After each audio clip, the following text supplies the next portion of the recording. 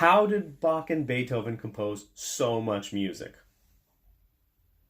With a pen and paper. No, seriously, but how? Did Bach sit there and play through every note of every violin concerto he wrote? Did Beethoven go through every single orchestration piece and try it on the piano meticulously? I somehow don't think so. I believe these old composers, and composers today still, are able to just sit and write.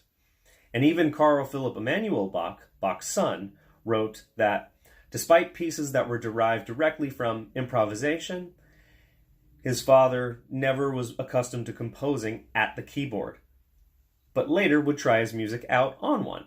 So how were they able to do this? Even towards the end of Beethoven's life, he wasn't able to hear a lot of his own music, but was able to write some of the most wonderful pieces in existence. But they knew how music worked. They knew what intervals sounded like.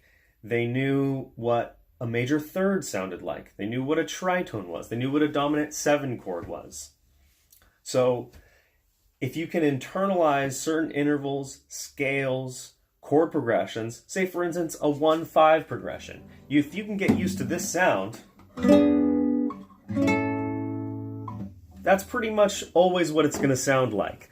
Whether it be on a piano, guitar, or different keys, you're going to know that resolution sound very well in your head.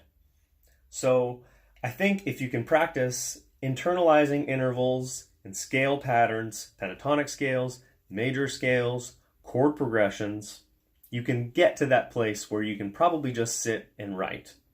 And my advice would be to write. Write a piece, at least until you can get a skeleton of it, and then maybe try it out on an instrument. So I hope you made it this far. Start writing. Hope I inspired you to write. I have a bunch of compositions that I composed in this way. Subscribe for more. I'm going to be talking more about composition, probably this topic, because it's something I love to do. And till next time.